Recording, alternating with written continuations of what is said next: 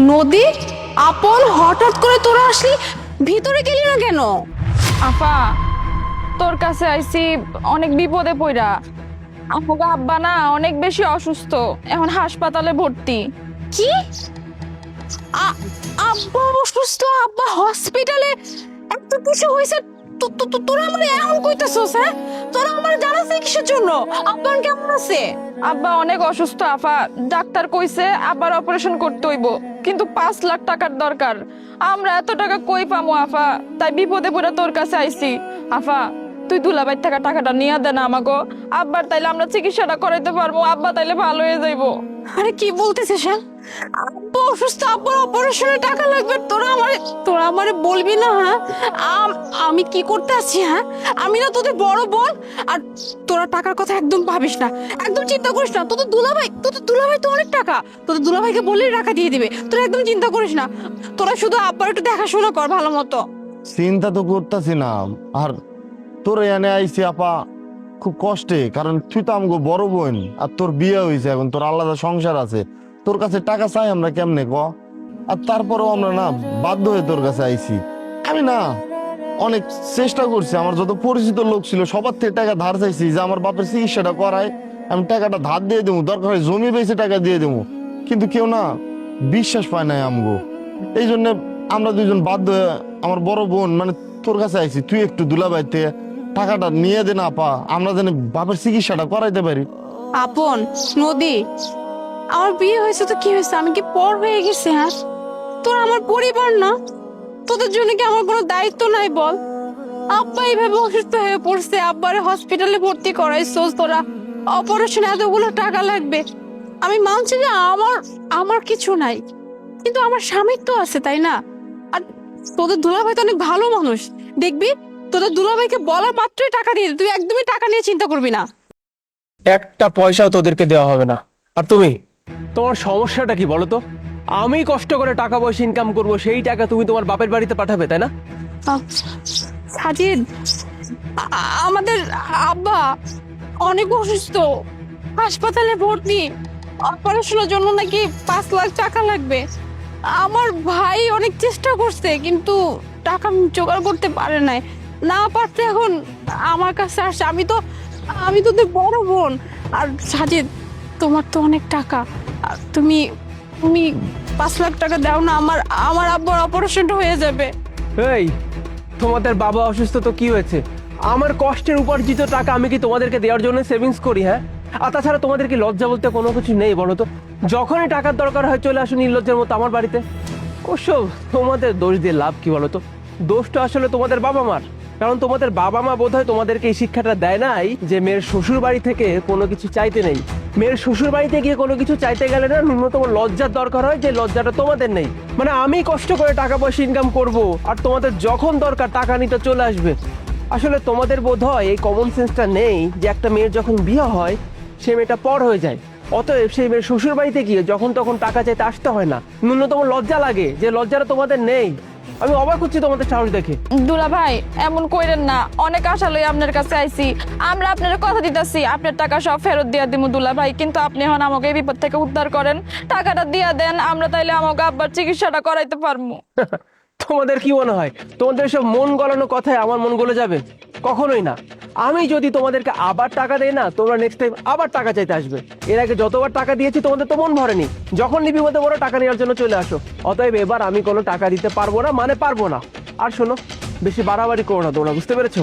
না হলে তোমরা তো এখানে 2জন এসছো, যাওয়ার সময় 3জন যাবে। আর সেই আরেকজন কি হবে জানো? তোমাদের আদরের বোন। কারণ তোমরা যদি এখন ভালোই ভালো এখান থেকে না যাও, তোমাদের বোনকে আমি ডিভোর্স দিতে বাধ্য হবে। এখন সিদ্ধান্ত তোমাদের। ভাবি, তোমাকে বলেছিলাম না যে আমাদের স্কুলে পিকনিক, তুমি আমাকে 2000 টাকা দিবে? তমা, তোমার জন্য টাকা আমি আগেই বের করে রেখেছিলাম। এই যে তুমি 2000 টাকা চাইছো না, আমি তোমাকে পুরো 5000 টাকা দিচ্ছি। বাকি 3000 টাকা দিয়ে শপিং করবে, কারণ পিকনিকে যাবে না, নতুন জামা লাগবে তো। নাও। থ্যাংক ইউ ভাবি।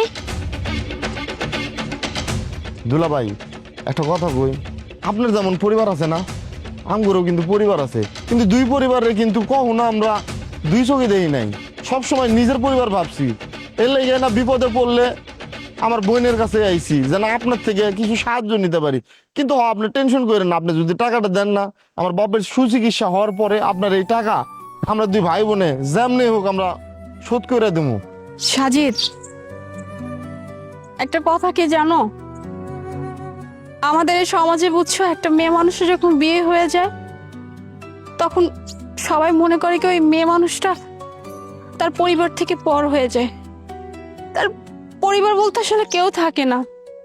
আর আমরা মেয়েরা তো খুব অসহায়। এই যেমন বিয়ের পরে আমার পরিবার থেকে আমি আলাদা হয়ে গেছি, আমি তোমার পরিবারে আসছি, অথচ দেখো তোমার পরিবারেও আমার এতটুকু এতটুকু অধিকার নয় যে আমি চাইলেই যখন তখন যা ইচ্ছা তাই করতে পারবো। আমার আমার আব্বু অসুস্থ, হাসপাতালে ভর্তি, অপারেশনের জন্য এতগুলো টাকা লাগবে, অথচ আমি আমি বড় মেয়ে হওয়া সত্ত্বেও না আমি কিছুই করতে পারতেছি না। কেন জানো? এই যে আমি একটা মেয়ে, আমার তো বিয়ে হয়ে গেছে, আমি তখন পরের ঘরের বউ, আমি তো তোমার বউ, আর তোমার কথা ছাড়া তো আমি কিছুই করতে পারবো না। কিন্তু সাজিদ, একটা কথা চিন্তা করো তো, হ্যাঁ, একটা মেয়ে তার নিজের পুরো পরিবার ছেড়ে একটা পরিবারের কাছে আসে, সেই পরিবারটাকে একদম নিজের পরিবারের মতো করে আগলায় রাখে, অথচ সেই মেয়েটা কি পায়? তুমি তুমি যখন আমাকে যে খরচ দিতা, যা কিছু দিতা, আমি সব হিসাব করে করে খরচ করতাম, কারণ আমি জানতাম এটা তোমার টাকা। এমনকি আমি আমি যথাসাধ্য চেষ্টাও করতাম যে তোমার টাকা যেন আমি কম খরচ করে কিছুটা সেভিংস করতে পারি, যাতে করে তোমার বিপদে কাজে আসে। একটুকে তোমার বোন আসলো না তমা, ওকে তো আমি টাকা না দিলেও পারতাম না, কিন্তু আমি তো তা করি নাই, কারণ তোমাকে আমি আমার নিজের বোনের মতো দেখি। ওকে আমি এটা ভাবি না যে ও তোমার বোন, কারণ ও আমার বোন, কারণ তোমার পুরো পরিবারটা আমার নিজের পরিবার। কিন্তু আমরা মেয়েরা না এখানেই হেরে যাই, বুঝছো? যখন আমাদের মেয়েদের পরিবারকে আমাদের শ্বশুরবাড়ির মানুষজনরা আপন মনে করে না। আমার ভাই ধার চাইছিল তোমার কাছে কিছু টাকা, তুমি তো চাইলেই দিতে পারতা না, কিন্তু তুমি না করে দিছো, কারণ তুমি তো আমার পরিবারটাকে নিজের পরিবার মনে করতেই পারো না। যদি তুমি নিজের পরিবার মনে করতা, তাহলে যখনই শুনছো যে আমার আপু অসুস্থ, তুমি সাথে সাথে টাকা দিয়ে দিতা, বলতে যাও এখনই গিয়ে অপারেশন করাও, কিন্তু তুমি সেটা করলা না। আসলে আমাদের সমাজটাই এরকম, একটা মেয়ে মানুষের বিয়ে হয়ে গেলে না সবাই ভাবে কি মেয়ে মানুষটা পরিবার থেকে পর হয়ে গেছে। আসলে আমাদের মেয়েদের কোনো ঘরই নাই, বুঝছো? আমাদের মেয়েদের কোনো অধিকারই নাই যে নিজের ইচ্ছা দিয়ে কিছু করব। সবসময় স্বামীর কথা শুনতে হয়, শ্বশুর বাড়ির কথা শুনতে হয়, বাস এইটাই হইতেছে আমাদের জীবন। আপন নদী, আমি তোদের কাছে হাত জোর করে ক্ষমা চাইতেছি, পারলে তোদের বোনটাকে মাফ করে দে। তোদের বোন তোদের জন্য কিচ্ছু করতে পারে না, তোরা এখান থেকে চলে যা।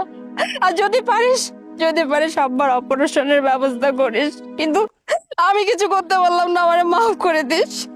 না রে বোন, তুই কোনো টেনশন করিস না, আমরা দুই ভাই বোন আছি না, যেমনি করে হোক ভিক্ষা করে হইলো না বাপের চিকিৎসাটা করামো, তারপরও না তুই বোনের সুখে থাক, তোর কোনো অসুবিধা হোক আমরা দুই ভাই বোনে চাই না, তুই থাক। ভাই দাঁড়াও, তোমাদেরকে কোথাও যেতে হবে না। আসলে ভুল তো আমার ভুলের জন্য তো আমার উচিত তোমাদেরকে সরি বলার। অনেক সময় না ছোটরা বড়দেরকে অনেক কিছু শিক্ষা দেয়, যেমন তোমরা আজকে আমাকে দিলে। সত্যি বলতে কি মোনা জানো, আমি বিয়ের পর কখনো তোমার পরিবারকে নিজের পরিবার ভাবতে পারিনি। যখন তুমি আমার টাকাগুলো তোমার ফ্যামিলিতে দিতা, খুব রাগ হতো, ভাবতাম এই কাজগুলো তুমি কেন করো, একটু সহ্য করতে পারতাম না। কিছুক্ষণ আগে যখন তমা আসলো, ও তোমার কাছে 2000 টাকা চাইলো, কিন্তু তুমি কি করলে? 5000 টাকা ওকে দিয়ে দিলা। মানে আমার পরিবারের জন্য তুমি কতটা চিন্তা ভাবনা করো, অথচ দেখো তোমার ফ্যামিলি নিয়ে আমার মেন্টালিটি কতটা ন্যারো। আমি এতদিন ভুল ভাবতাম, আমি ভাবতাম যে তোমার পরিবারটা বোধহয় আমার আপন না, কিন্তু এখন মনে হচ্ছে আমার পরিবার যেমন আমার আপন, পাশাপাশি তোমার পরিবারটাও তো আমার পরিবার। আমি আসলে এতদিন অনেক অন্যায় করেছি তোমাদের সঙ্গে। আসলে একটা মেয়েকে যখন বিয়ে দেওয়া হয় না, বাবার অনেক স্বপ্ন থাকে যে সেই মেয়েটা বাবার দুঃসময়ে পাশে দাঁড়াবে। আমার এত টাকা পয়সা থাকা সত্ত্বেও তোমাদের খারাপ সময় আমি তোমাদের পাশে থাকতে পারিনি। হয়তো টাকা পয়সা দিয়ে সাহায্য করেছি, কিন্তু আমি মন থেকে তোমাদেরকে সাহায্য করতে পারিনি, যেটা ছিল আমার ভুল। কিন্তু আজকে যা ঘটলো, তার জন্য আমি আন্তরিকভাবে লজ্জিত তোমাদের কাছে। শোনো, তোমাদের না ওই 1 লাখ টাকার কোনো দরকার নেই। কেন দরকার নেই জানো? কারণ আজকে থেকে তোমাদের বাবার চিকিৎসার যাবতীয় খরচ আমার। আর শুধু তোমাদের বাবা বললে তো ভুল হবে, তোমাদের বাবা তো আমারও বাবা, আর তোমরা তো আমারও ছোট ভাই বোন, তাই না? অতএব তোমাদের প্রতি আমারও তো অনেক কর্তব্য আছে। কিন্তু এখন তো অনেক বেলা হয়ে গেছে, আমি যদি তোমাদেরকে টাকা দেই তোমরা গ্রামে যাবে, আর এখন তো যুগ জামানা ভালো না, রাস্তাঘাটে কোনো বিপদ ঘটতে পারে। তাই বলি কি, মনে হয় কাজ করি, ওরা আমাদের সঙ্গে আমাদের বাসায় থাকুক, তুমি রান্না বান্না করো, আমরা জমিয়ে খাওয়া দাওয়া করি। কালকে সকালে আমরা গাড়ি নিয়ে সবাই তোমাদের গ্রামের বাড়িতে যাব, কেমন? থ্যাংক ইউ তোমাকে, যে তোমার জন্য আমার আব্বার চিকিৎসাটা হবে। তোমার অনেক ধন্যবাদ। আর তোরা দাঁড়ায় আছিস কেন? চল ভিতরে চল। আসো।